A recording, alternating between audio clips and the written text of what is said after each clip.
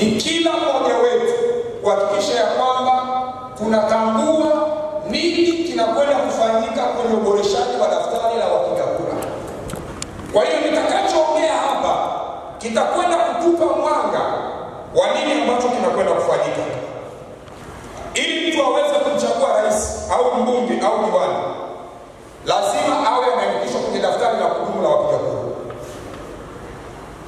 Na hiyo naomba msikilize, maana sitaweza kuzunguka kwenye mashina 176 ya kata hii, kwa sababu tuna wiki moja ya kutoa ile elimu kwa wananchi kabla ya tarehe 17. Kwa hiyo maana yake tunapotoka leo tunatakiwa tukaendeshe kampeni sio kwa ya kawaida kwa wananchi watambue ile zoezi. Yeyote ambaye hayuko kwenye daftari la kudumu la wapiga kura hataruhusiwa kuchagua rais wa bunge na madiwani. Na hasa kwetu sisi wana CCM, kata ya Wazo mwaka 2020 kwenye uchaguzi mkuu, kwenye daftari la kudumu la wapiga kura tulikuwa na wapiga kura 60,000. Makadirio ni kwamba ndani ya miaka 5 zoezi litakapofanyika kuanzia tarehe 17, kata ya Wazo isiwe na wapiga kura wanaopungua 80,000 mpaka 90,000.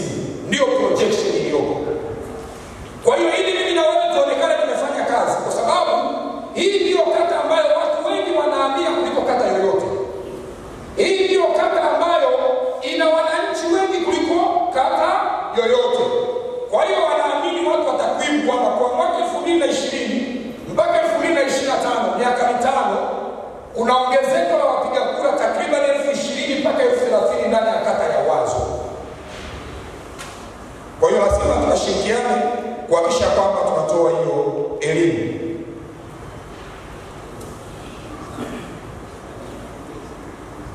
Zoezi la uandikishaji litafanyika kwenye vituo maalum ambavyo vimeshaainishwa na Tume Huru ya Uchaguzi. Kata ya Wazo tuna vituo 41 vya uandikishaji na maboresho ya daftari la wapiga kura. Na vituo hivi itakapofika mwezi wa 10 ndivyo vitakavyobadilika kuwa vituo vya kupiga kura. Kwa hiyo wananchi wanatakiwa wajue vituo vilivyopo jirani na maeneo yao. Na nimetoa kopi za kutosha. Ni imani yangu ya kwamba kila shina litapata nakala moja ya vituo. Kila shina mtakuwa na nakala. Vituo hivi vimeainishwa kwa mtaa. Kuna jina la mtaa na idadi ya vituo. Kwa hiyo kama wewe unatoka Salasala, kuna kituo kinaitwa IPTL. Kwa hiyo wale wananchi walio jirani na hicho kituo cha IPTL wanatakiwa waende pale. Na nitaomba mabalozi kushirikiana na wenye vitu wa mtaa. Nitatoa maelekezo kwenye ofisi ya mtendaji wa kata. Mtembelee na muonyeshe hivi vituo vyote ndani ya mitaa yenu muweze kuvifahamu kwa ajili ya kuwasaidia wananchi. Janet, naomba mchukue hizo karatasi wakati naendelea kuongea, mtaendelea kuwapa wajumbe kila shina. Na kwa idadi nayo nadhani kila mmoja anaweza kuondoka na nakala yake kabisa. Hatufiki 200. Tutafika 200 kweli? Kama tufiki 200 kila mmoja anaweza kuondoka na nakala yake. Mwisho wa mada yangu tutakuwa na maswali.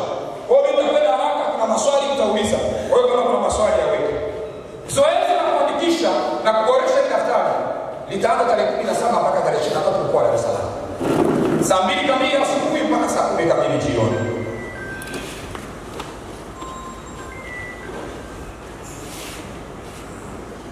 Zoezi hili litasimamiwa na sheria za uchaguzi pamoja na kanuni ambazo ndio nitapita kuzielezea.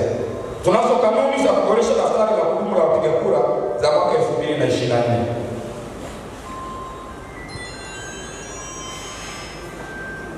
Tunaposema kuboresha daftari la wapiga kura inahusisha mambo manne. Moja ni kuandikisha wapiga kura wapya wenye sifa. Hili zoezi likahusisha kuandikisha wapiga kura wapya wenye sifa. Na hapa naomba kufafanua. Wapiga kura wapya ni watu watakaohusika. Daftari hili la kudumu limeanza rasmi 2015.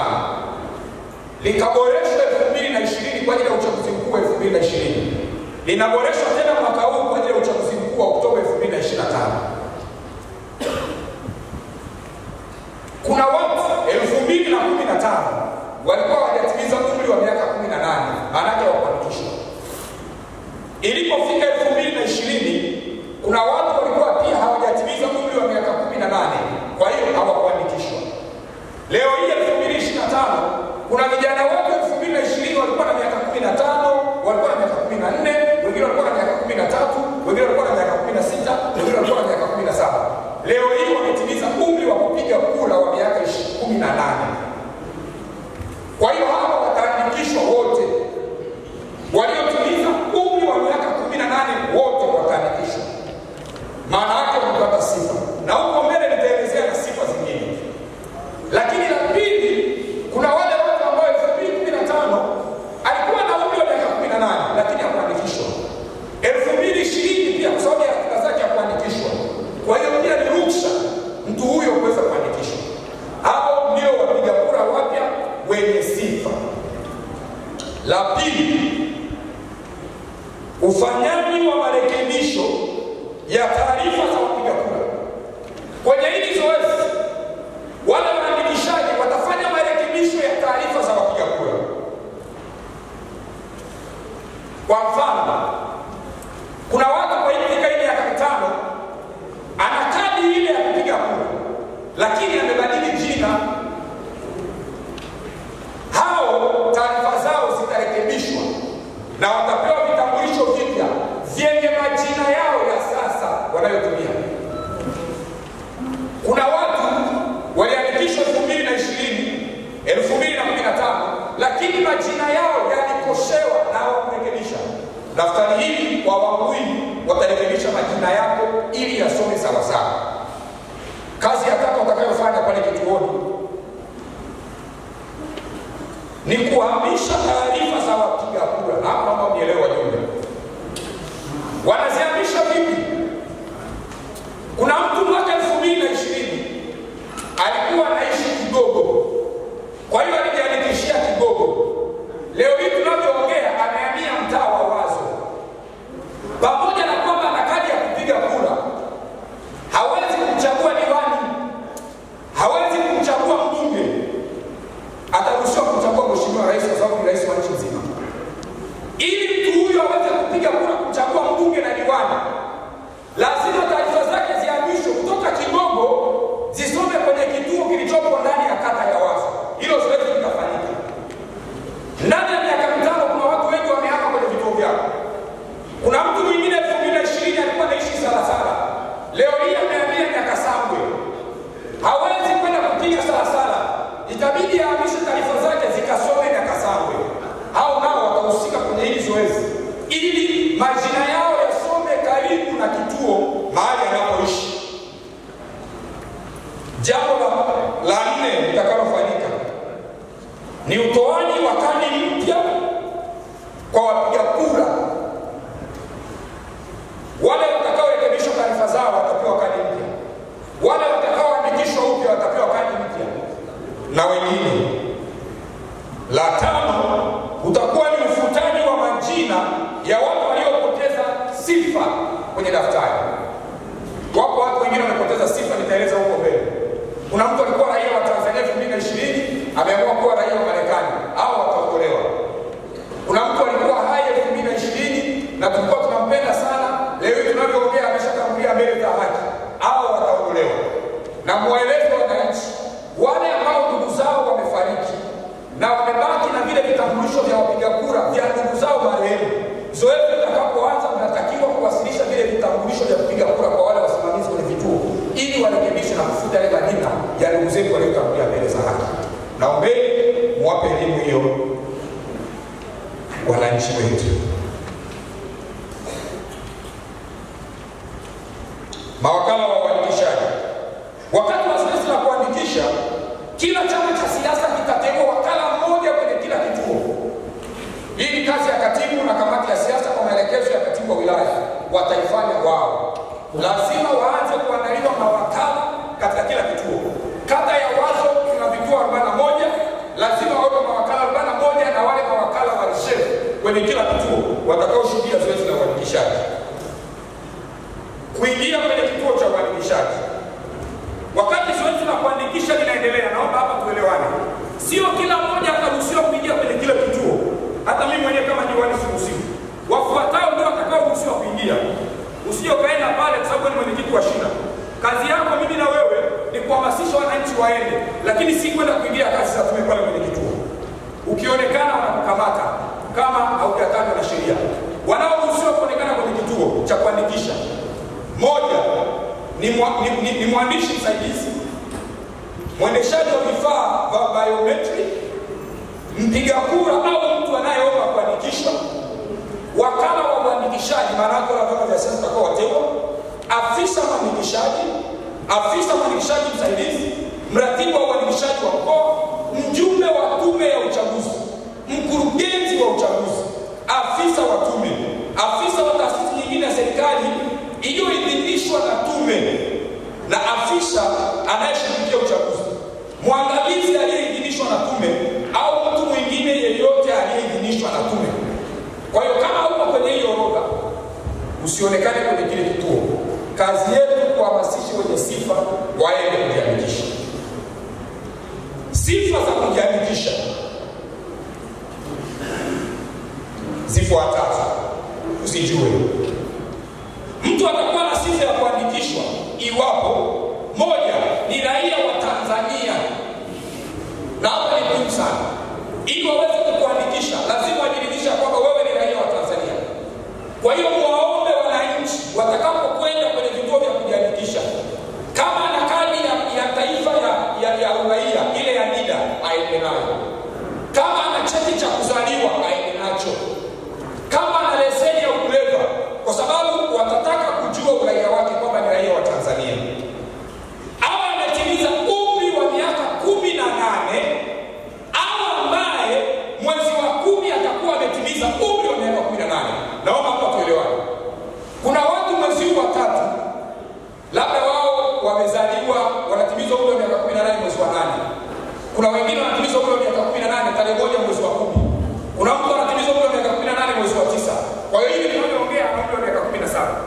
Sasa kwa mujibu wa sheria, hao ambao mahesabu yakifanyika itakapofika mwezi wa 10 wakati wa uchaguzi watakuwa wametimiza umri wa miaka 18, wataruhusiwa kuhusika na ile zoezi la kujiandikisha. Mtu yoyote ambaye aliondolewa sifa za kuandikishwa kwa mujibu wa sheria atatimiza umri wa miaka 18 kabla au kufika wakati wa uchaguzi, ni mkazi wa kawaida wa jimbo au kata ambayo anaomba kuandikishwa. Kwa hiyo lazima awe mkazi wa ile eneo, sio mtu anaishi Magomeni lakini kwa sababu ameajiriwa kiwanda cha Twiga, huyo sio mkazi. Anatakiwa ajiandikishe mahali ambapo ni mkazi wa eneo analoishi kwenye kata yake. Awe ni mtu mwenye akili timamu, asiwe mgonjwa wa akili. Awe ni mtu ambaye hajakuwa hatiani kwa kosa ambalo adhabu yake ni kifo au kutumikia kifungo cha kosa ambalo adhabu yake ni zaidi ya miezi 6. Hawa wataruhusiwa kuandikishwa. Na ndio maana mwaka huu wafungwa na mahabusu watapiga kura. Baada ya kujiandikisha, kila mtu atapewa kadi ya kupiga kura. Itakuwa na taarifa zote, majina, mwaka wake wa kuzaliwa, na hii naomba msaidie kuambia wananchi anapokwenda kuboresha daftari kwenye daftari hili ajue tarehe yake ya kuzaliwa. Moja ya swali la muhimu atakalomuuliza ni tarehe ya kuzaliwa, na kwenye ile kadi atakayopewa ya kielektroniki ya kibiometri itakuwa na tarehe yake ya kuzaliwa. Kwa hiyo ni muhimu wananchi wajue tarehe zao za kuzaliwa. Ile mambo mtu anakwenda anasema nilizaliwa wakati ule wa kiangazi, nilizaliwa wakati ule wa vijiji vya ujamaa vinaanzishwa, wanataka tarehe ya kuzaliwa.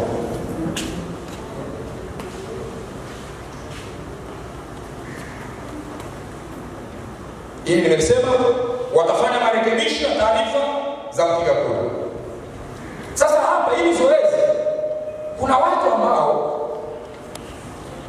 huko mbele nimesema kuhamisha taarifa, nimeshalisema kwamba hili zoezi pia litahusu kuhamisha taarifa, ni zoezi nimeshalisema wale ambao wamehama maeneo yao.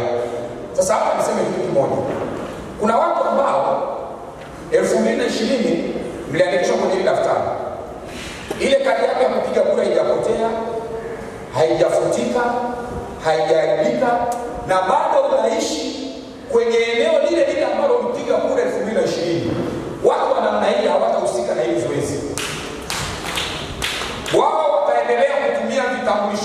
kama kawaida, ila cha kuzingatia viwe vile vitambulisho vilivyotoka 2015 na 2020. Daftari la kudumu la wapiga kura limeanza 2015. Kuna watu wana vitambulisho vya 2010 vile havitumiki, vile unatakiwa urudishe uandikisho upya upewe kitambulisho ambacho ni cha tume huru ya uchaguzi ambacho kinaendana na daftari la kudumu la wapiga kura. Kadi zitakazobadilishwa, kuna watu wamepoteza kadi, hao wataruhusiwa na kuandikisha na kupewa kadi nyingine. Kuna mtu mwingine ana tabia kuweka kadi yake nyuma, amekaa nyuma ya mfuko wa nyuma, kadi imekatika katikati, kadi ya namna hiyo itatumika. Peleka hiyo kadi warekebishwe, kupe kadi nyingine, waambieni na wananchi. Kuna watu wengine ile kadi kwa bahati mbaya labda ilitumbukia kwenye maji, maandishi yamefutika, jina halisomeki, hakuna chochote kinachosomeka. Waambieni wananchi wamishe hizo kadi, wapewe kadi zingine, na wale wote ambao kadi zao hawazioni zimepotea, wakifika pale kuna fomu maalum watapewa na wale waandikishaji ili waweze kuandikishwa na kupewa kadi mpya za daftari la kudumu la wapiga kura. Baada ya zoezi la kuandikisha kukamilika, litaandaliwa linaitwa daftari la awali. Wakishamaliza hilo zoezi, litaandaliwa daftari la awali. Daftari hilo litakuja kubandikwa kwenye vituo vilivyotumika zoezi la kuandikisha, ili kila mwananchi akakague, angalie jina lake, kama tulivyofanya wakati wa uchaguzi wa serikali za mitaa. Utakwenda utaangalia jina lako, ukiona jina lako limekosewa, kuna fomu ya kujaza ili warekebishe.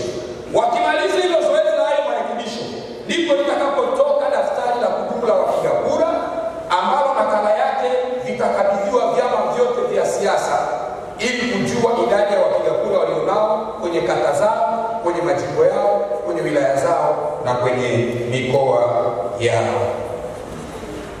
Swala la watu waliofariki limetolewa maelekezo. Wale wote ambao wamefariki, ambao ndugu zao wamebaki na hizo kadi, waelezeni waziwasilishe hizo kadi zoezi litakapoanza tarehe 17, ili waweze kufanya marekebisho ya wale ndugu zetu ambao wametangulia mbele za haki.